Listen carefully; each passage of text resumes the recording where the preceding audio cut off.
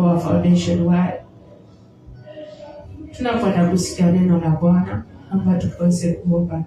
Baba, tunakushukuru mfalme wa amani. Tunakuinua kwa maana hakuna mwingine aliye kama wewe. Asante Baba kwa neno la asubuhi ya leo mtakatifu wa rehema. Tunakwenda kusikia neno lako, tuomba Roho wako Bwana. Tuomba mfalme wa majeshi ukatutawale, tuongoze mfalme. Neno lako Baba likafanya kazi katika maisha yako, katika maisha yetu Jehova. Tunakwenda kusikia neno lako Bwana, wacha Yesu likafanye mizizi ndani ya mioyo yetu Bwana. Likaokoe Bwana, likaponye mioyo yetu na likaponye familia zetu. Neno lako likaponye hata biashara na kazi zetu Jehova mtakatifu wa rehema. Bwana Jehova, andaa moyo wa kila mmoja anayesikia mtakatifu sauti hii Bwana. Baba akaweze kupokea neno lako na kuifanyisha kazi katika jina la Yesu Kristo. Tusaidie mtakatifu wa rehema Bwana, maana tuwezidi na wewe. Mikononi mwako Baba na jinasa mtakatifu. Ninakwenda kuleta neno lako, naomba rehema zako Bwana. Ninaomba Roho wako Bwana na kanifunze mtakatifu. Achilie ufunuo zaidi Mungu wa Israeli mfalme wa amani. Baba mimi ni chombo tu Baba, naomba ukanitakase na kunitumia vile upendavyo Bwana. Katika jina la Yesu Kristo mwana wa Mungu aliye hai. Inuka tukuka mahali hapa maana wewe ni mwaminifu. Ani katika jina la Yesu Kristo mwana wa Mungu aliye hai tuomba tukiamini. Amen. Haleluya. Tunaenda kusikia neno la Bwana kutoka katika kitabu cha Luke chapter 8 verse 1. Tutaanza ule mstari wa kwanza, lakini nitasoma nikiruka kidogo maana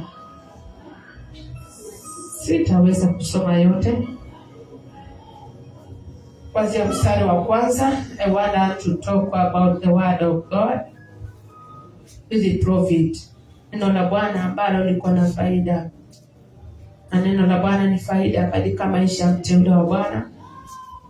Neno la Bwana litakuwa faida kwa yule ambaye analingojea kwa moyo ambao ni mkunjufu na kwa moyo ambao ni kutarajia. Neno la Bwana litakuwa faida katika maisha yako kama wewe utalipokea na kulifanyisha kazi. Neno la Bwana litakuwa faida katika maisha yako kama wewe ambaye unalisikia, unalingojea. Sio kulisikia tu na kuliacha. Sio kulisikia tu kitambo kidogo unasongwa na mambo ya ulimwengu. Haleluya.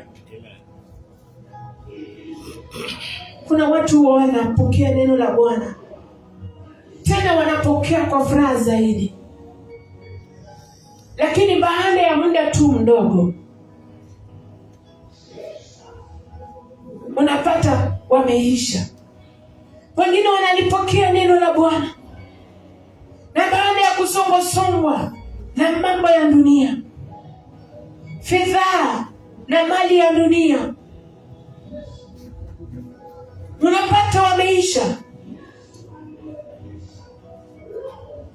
Bwana asifiwe. Na Mungu Yesu alikuwa anazungumza na makutano kubwa. Wakati ambapo alikuwa anazungumza na ile makutano, Yesu, wanafunzi wake wakamuuliza maana ya nini mfano huo. Akasema, ninyi mmepewa kuzijua siri za mbingu, siri za ufalme wa Mungu. Bwana asifiwe. Na wakati wanafunzi wake walipouliza Mungu kubana siku mingi, na siku ambapo kuna watu wengi, na siku ambapo uko katika makutano kubwa, huo wakati wingi unazungumza katika mifano. Wanafunzi wake waliweza kumuuliza Yesu hivyo. Na Yesu akaambiwa, nyinyi mmejaliwa, ama mmepewa neema, mmejaliwa kuzijua siri za ufalme wa mbingu.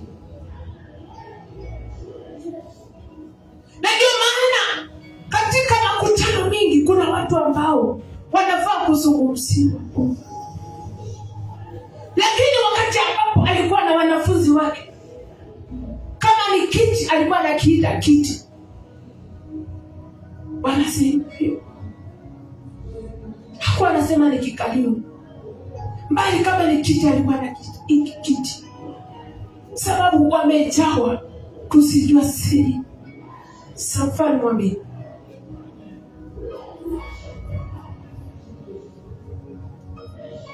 turudi pale katika mstari wa kwanza, Luke chapter 8 verse 1. Ikawa baada ya hayo, alikuwa akizunguka katika miji na vijiji, akihubiri na kuitangaza habari njema ya ufalme wa Mungu. Na wale thenashara walikuwa pamoja naye, na wanawake kadha wa kadha ambao walikuwa na pepo wambaya na magonjwa wakaponywa. Nao ni Miriamu aitwaye Magdalene, aliyetokwa na pepo 7, na Yohana mkewe Kuza, wakili wake Herode, na Susana, wengine wengi waliokuwa wakimhudumia kwa mali zao. Bwana asifiwe. Katika kumtumikia Bwana na katika kuhubiri injili ya Bwana, Yesu alikuwa anazunguka kila pande. Alikuwa anazunguka vijijini, hata mjini, vile siku hizi watu wa Mungu wanafanya. Lakini katika ziara yake ya kuhubiri injili ya Bwana, ama katika ziara yake ya kuhubiri injili njema ama habari njema ya Kristo, kuna watu alikuwa pamoja nao. Kuna wale watu ambao walikuwa wameponywa magonjwa. Kuna wengine walikuwa wametolewa. Yesu akawaombea wakapona, na wakaweza kuona kweli kumfuata Yesu ndio tu msaada pekee. Na katika kukombolewa kwao waliona ni bora wafuatane na Yesu. Bwana asifiwe. Wakristo wa siku hizi tunafanya nini? Wengine tunaenda kanisani kwa sababu tu ya miujiza. Wengine tunatafuta watumishi wa Bwana kwa sababu ya uponyaji ama kwa sababu ya mahitaji yetu. Na wakati ambapo tunapona mioyo yetu, wakati ambapo kila ambacho kilikuwa kinatusumbua kinatuondokea, tunasahau. Wengine tunasahau. Lakini Miriamu ambaye ni Magdalene hakusahau. Aliweza kufuatana na Yesu. Aliona hapa ndio hali ambapo kuna msaada. Susana hakusahau. Aliona hapa ndio mahali ambapo kuna msaada. Wengine tunaenda na wakati ambapo tunapata miujiza, tunasahau na Mungu. Umepata kile ambacho ulikuwa unahitaji, unaanza kumtukana mtumishi, na yeye ndiye amekuombea. Unaanza kusema kanisani siku hizi hakuna Mungu. Umesahau kama pale ulienda ukiwa mgonjwa na Mungu akamtumia yule mtumishi katika yale madhabahu ukapona ugonjwa wako. Ulienda kama huna kazi katika ile nyumba ya Bwana, ukimlilia mtumishi, Mungu akatumana akamtumia yule mtumishi katika yale madhabahu ukapata kazi. Sasa umesahau kama ile kanisa ndio mahali ambapo Mungu alitumana kwa ajili yako ukapata kazi. Ulisahau ile kanisa wako ukapata uponyaji. Ndoa yako ilikuwa ya kuhangaika, ulikuwa unalia usiku na mchana, ulikuwa unachapwa kila saa, lakini wakati ulienda katika nyumba ya Bwana, oh Jesus, Lord, remember your people. Uliingia ndani ya nyumba ya Bwana ukiwa hauna msimamo,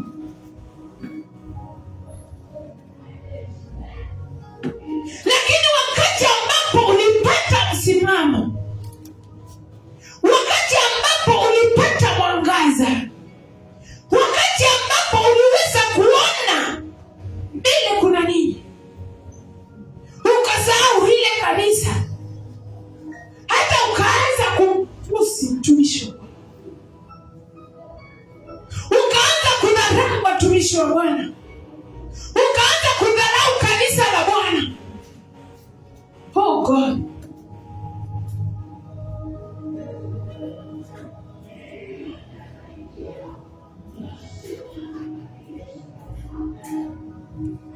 ni wengi ambao Mungu ametumia watumishi wake wakawasaidia. Ni wengi ambao tunakimbilia kanisani tunapata msaada.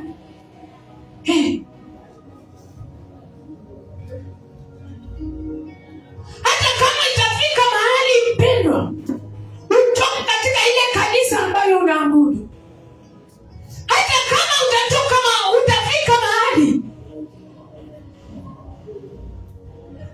hiyo kanisa haina faida kwako,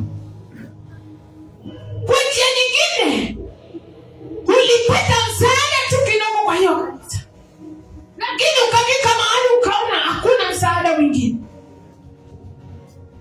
Ifika mahali uone unaweza toka ndani ya ile kanisa, tafadhali ninakuomba, kama unanisikia, toka kwa amani na ukienda katika kanisa lingine, usiwahi chungumusa mambo ya kanisa ambayo umeacha. Usiwahi nena juu ya mtumishi ambaye umemwacha pale. Usiwahi nena mambo ya kanisa ambayo yanaendelea pale, maana Mungu ndiye usimamisha watumishi wake. Mungu ndiye uchagua watumishi wake. Roho wa Bwana ndiye kiongozi wa ile kanisa. Na kama hutapata mfumo wa Roho wa Bwana, funga mdomo wako tu, nyamaza. Maana unaona mambo mengine ambayo tunapitia.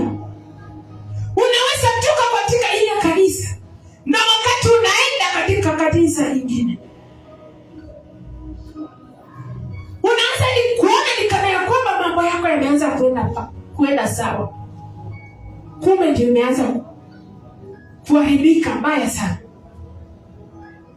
Tumeanza sasa kuwa wazi. Mungu alikuwa amekuweka pale kwa muda. Mungu alikuwa anakutengeneza tu kipolepole. Mungu alikuwa amekuweka pale chini ya yule mtumishi akiwa na sababu. Umeondoka, umeenda kunena juu ya mtumishi.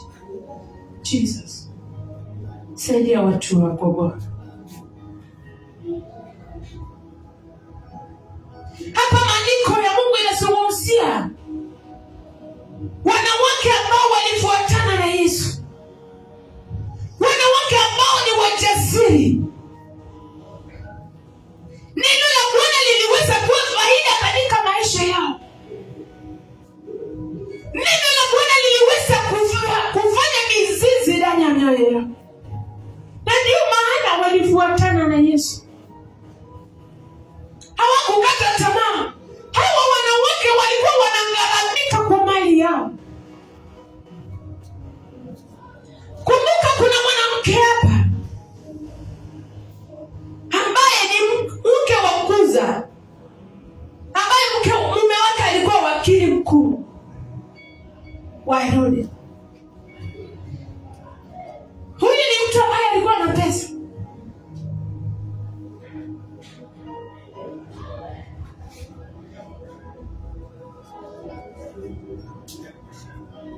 Bwana asifiwe.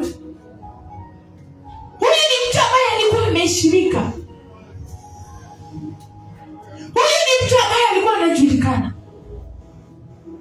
Kwa hiyo wakati ambapo unakuja ndani ya nyumba ya Bwana, wakati ambapo unaenda katika nyumba ya Bwana, ukiwa hauna kazi na mtumishi wa Bwana anakuombea, unapata kazi, usimtukane mtumishi wa Bwana. Hata kama umepata kazi mbaya, hata kama hutaweza kufika katika nyumba ya Bwana, just to communicate, respect, mheshimu tu. Pesa isikufanye udharau watumishi wa Bwana. Ukubwa usikufanye udharau watumishi wa Bwana. Bwana asifiwe. Mamlaka ambayo uko nayo isikufanye udharau kanisa la Bwana.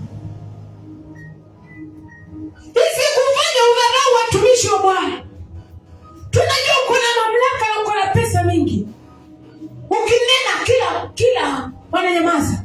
Bwana asifiwe. Ukiamurisha linafanywa kwa ulimwengu. Lakini heshimu watumishi wa Bwana. Tunajua kuna pesa mingi, lakini heshimu mafuta. Heshimu kanisa la Bwana. Kumbuka mahali ulikuwa. Kumbuka mwanzo wako. Ulianzia wapi? Ulianzia ukiwa nini? Kumbuka mapito ambayo umepita kabla hujafika hapo. Bwana amemtumia yule mtumishi asimame na wewe. Mtumishi anafunga, anakosa kukula kwa ajili yako, lakini wewe unakula ungali na samaki. Asubuhi, mchana na jioni unakula. Lakini mtumishi wa Mungu anakunywa maji moto asubuhi mpaka jioni akikuombea.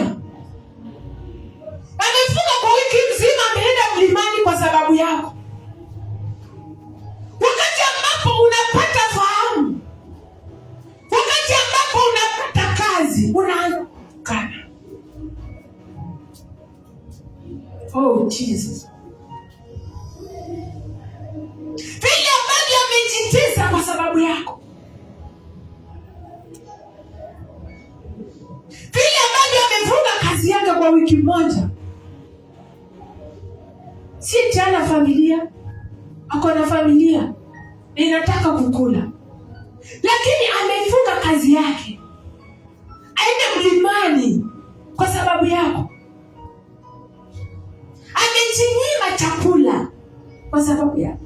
Alafu unafika mahali wakati ambapo kile ambacho alikuwa anakuombea kinafanikiwa, kile ambacho alikuwa analilia Mungu kwa sababu yako, unapata amani. Alikuwa anaomba Mungu tu akupe amani, unapata amani. Na wakati ambapo unapata amani, unaona mambo yanaenda vizuri, unamgeukia mtumishi, unaanza kuongea maneno mabaya.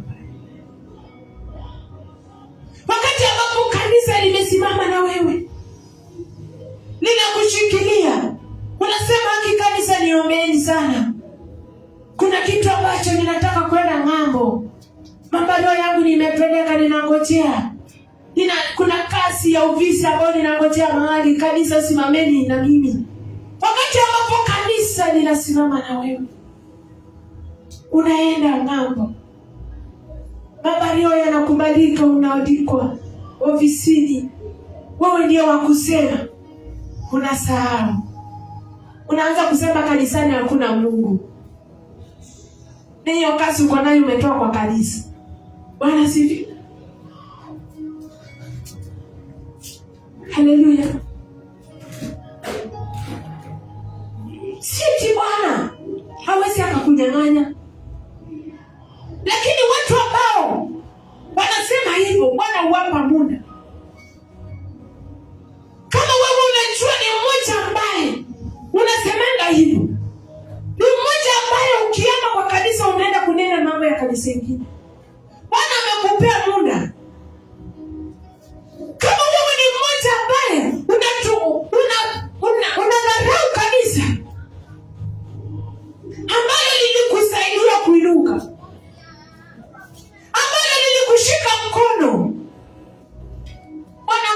muda ubadilike.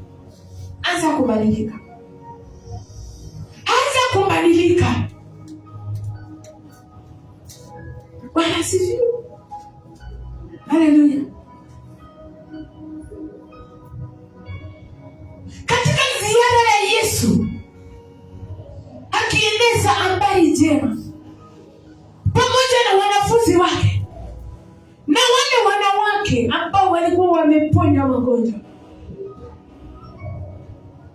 hao wanawake walikuwa wanatumia ama wangharamika kupitia mali zao. Kuna kitu moja nataka utambue hapa mpendwa. Mama hufanya kazi nyingi, lakini kazi yao haitambulikana kwa nyumba. Bwana sifiwe. Wazee, know how to appreciate your wife. Bwana sifiwe. Amen. Kuna kazi mingi pale katika nyumba ambao wamama hufanya, lakini itambulikani. Mzee anaona yeye ndiye anafanya yote. Bwana asifiwe. Amen. Ajue kama kuna vitu vingine tunakuanga tudogo katika nyumba, na hiyo ndio mama hufanya.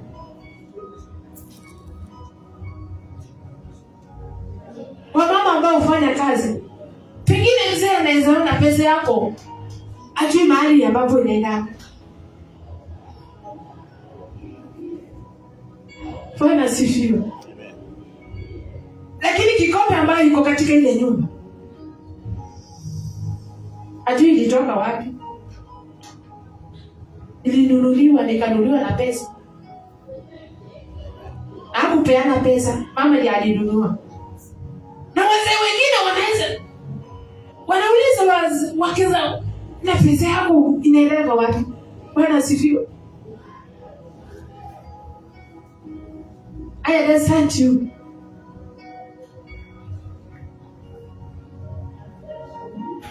Nataka wamama tujue kana ya kwamba hata hapa katika haya maandiko, wakati Yesu alipokuwa anahesabu watumishi wanafunzi wake, alihesabu 12. Na pale kulikuwa wanawake ambao walikuwa wanaambatana na yeye, na walikuwa wanangharamika kupitia mifuko yao. Walikuwa wanangharamika kwa mali zao, lakini hawakuhesabiwa. Kwa nini? Hata mimi niko na swali. Haleluya. Hao wanawake walikuwa wanajitoa sana kungharamikia Yesu na wanafunzi wake kupitia mifuko yao. Lakini wanafunzi wa Yesu tunaambiwa ni 12. Na wenye walikuwa wanangharamika kwa mifuko yao walienda wapi? Walikuwa nini? Bwana asifiwe. Lakini Bwana asifiwe, Roho wa Bwana ananisaidia. Hawakusaulika, walikuwa watumishi. Walikuwa watumishi wa Bwana. Kwa hivyo kulikuwa wanafunzi wa Yesu na watumishi wa Bwana. Na ndio maana wametajwa mahali hapa. Ndio maana wametajwa. Haleluya. Amen.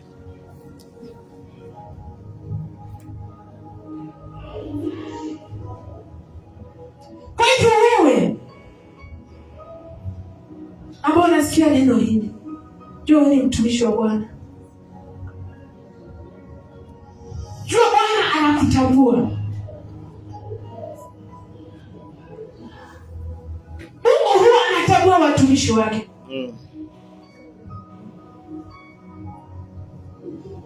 Na wakati ambapo anaachilia neno lake, huwa anaachilia mahali ambapo panafaa. Huwa anawapa watumishi wake neno ili kuachilia kwa watu wake.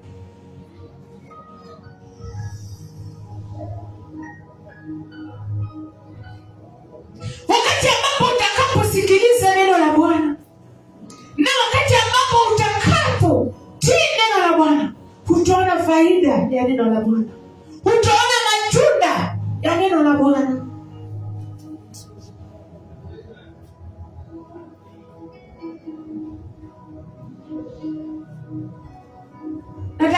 Nataka tusome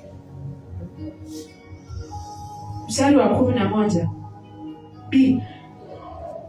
Tuanze tu mstari wa 11. Tuone vile ambavyo Mungu aliweza kufunua huu mfano ambao alikuwa anazungumza katikati ya makutano. Aliweza kufunua kwa wanafunzi wake. Kwa hiyo Mungu hufunulia watu wake. Huweza kuwaleta kufunua kile ambacho kinaendelea na kile ambacho wanafaa kufanya kwa watu wake ambao usiche neno, ili wakaweze kuwapa makutano. Bwana sifiwe. Tuanze 11. Inasema ya kwamba na huu mfano maana yake ni hii: mbegu ni neno la Bwana. Wale wa karibu na njia ndio wasio wasikiao, kisha uja ibilisi akaliondoa hilo neno mioyoni mwao, wasije wakaamini na kuokoka. Na wale penye mwamba ndio wale ambao wasikiapo ulipokea lile neno kwa furaha, nao hawana mizizi, uamini kitambo kidogo, na wakati wa kujaribiwa ujitenga. Mstari wa 14. Na zilizoanguka penye miiba ni wale waliosikia katika kuenenda kwao usongwa na shughuli na mali na anasa za maisha haya, wasifiishe lolote. Na zile penye ndogo mzuri ndio wale ambao kwa unyofu na wema wa mioyo yao ulisikia neno na kulishika, kisha uzaa matunda kwa kuvumilia. Bwana sifiwe. Kuna uvumilivu mahali kwa wale ambao usikia neno la Bwana na kulitii.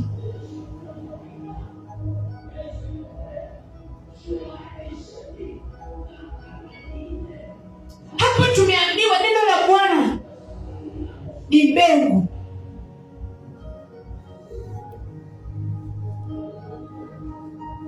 Na mtumishi ndiye huwa anapanda ile neno la Bwana. Anapanda ndani ya watu wa Mungu.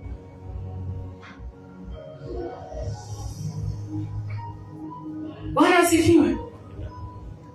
Na wakati ambapo ulipanda ile mbegu, inajalisha mahali ambapo ile mbegu linaenda kuanguka. Ni moyo ambayo umeandaa. Wakati neno la Bwana linaanguka, lianguke mahali ambapo panafaa katika udongo mzuri. Na wakati ambapo neno la Bwana linaanguka katika udongo mzuri, wakati neno la Bwana linaanguka mahali ambapo panafaa,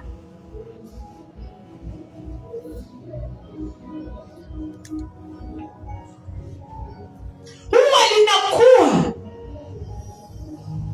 Na katika kule kukua huwa kuna uvumilivu, huwa kuna mapito fulani ambayo mpinga utapitia.